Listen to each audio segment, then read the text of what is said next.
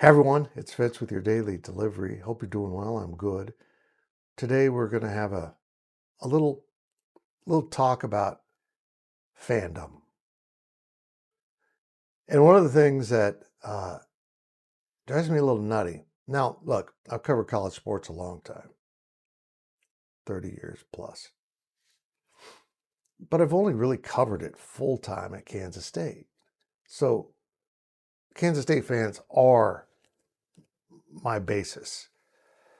But I am confident every other fan base is like this. Others nuanced, maybe more nasty, more nice. I don't know what the nuances are, but generally they're all the same. The worst job in college football is the offensive coordinator.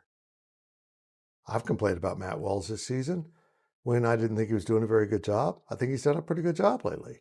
And what happened Saturday against Texas Tech was the simple fact Texas Tech was a lot better. And if you run plays and the other team's better, they may not work. But right after I do my thing here, let's recall where we've been and how we got here. My thing, of course, is asking you to subscribe to this YouTube channel. I know some of you might be a little downtrodden right now because of the loss. It was a painful loss. Kind of took the air back out of the program for you. I'm hoping I can get you back to just trodden. I don't know if we can achieve uptrodden, but downtrodden isn't going to be accepted. Subscribe. It'll make you happy. Onward. So when Bill Snyder returned in 2009, he hired Del Miller and Dana Dimel as his co-coordinators. People hated it. And everyone loved Del and Dana, but they did not like their play calling. Like, oh, them again. No.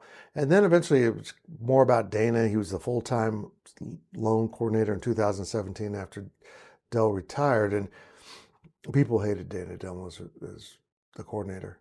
I thought he was pretty good. Do sometimes plays not work? Yeah, the defense is trying to stop the plays.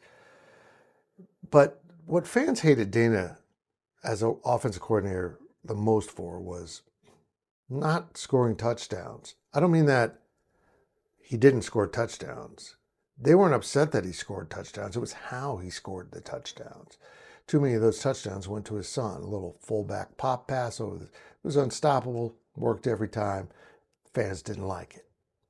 Scored a touchdown. Fans complained. In fact, I remember a sign hanging outside of a rental house in Manhattan saying, "Fire Dimel." It was ridiculous.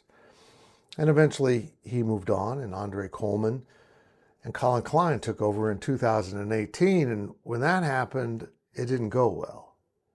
The offense was pretty bad. And Bill Snyder retired again. So 2019 comes along, and here comes Chris Kleiman. He brings his offensive coordinator from North Dakota State, Courtney Messingham. Might have had 1 year where you guys were okay, and then you wanted him fired. Now, when Kleiman and Messingham came together, they were best friends. They were dudes. And after the 2021 season, when the offense had some serious issues, Chris Kleiman fired his best friend. I don't really want to hear that he only hires his buddies and won't fire them, because he has.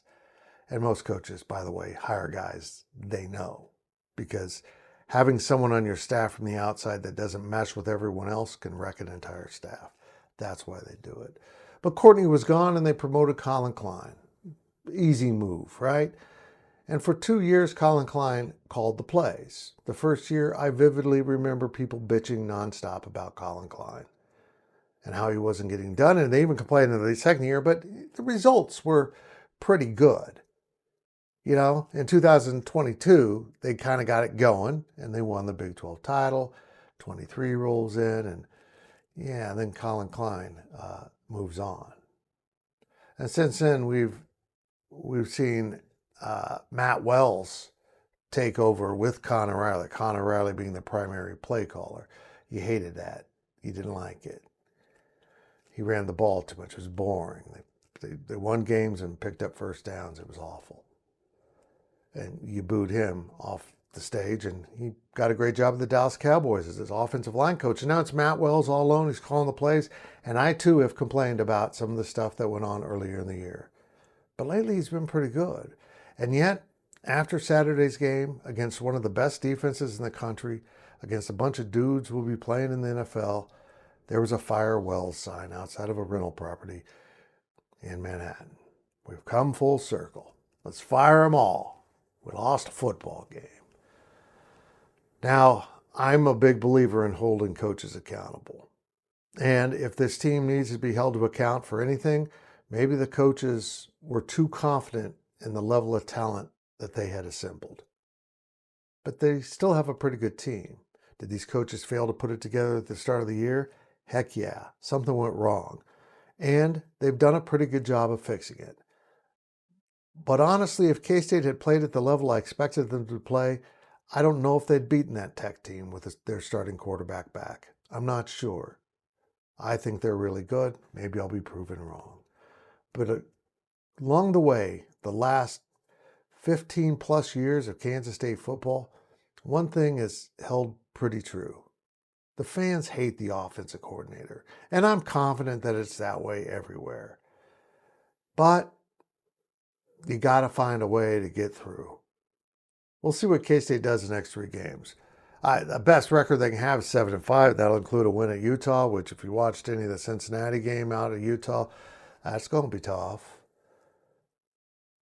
But I guarantee you, if they go out there and play Utah to the wire and the final play of the game doesn't work, everyone will say, fire Matt Wells. It goes with the job. And as I always joke with offensive coordinators, I do it. I think I've probably done it with almost every one of these guys, starting with Dana Dimmel. Make sure you call the plays that work. Because one play that works in a game may not work in the next game, might work in the third game, and then get totally scouted and everyone will stop it from then on. You're constantly looking for what works, throwing out what doesn't work, and refining what you're doing. Because the other team has a coordinator called the defensive coordinator that's trying to stop what you're doing. And typically Kansas State's had pretty good defensive coordinators, but there's been complaining there too. I'm just saying, what your guys are feeling right now, the letdown, is common. We've seen a lot of coaches get fired this season. We've seen a lot of coordinators get let go this season.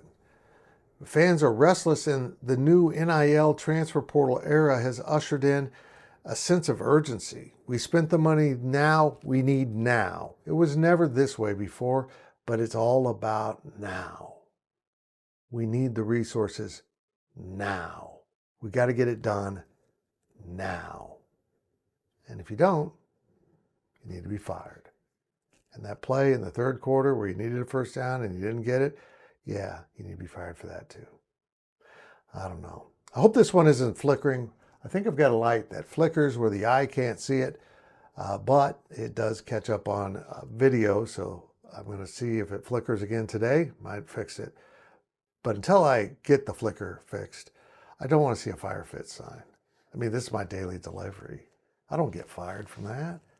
I got nothing other than that. I got dogs and a beautiful wife. I'm in the weeds again, aren't I? I'm going to shut up.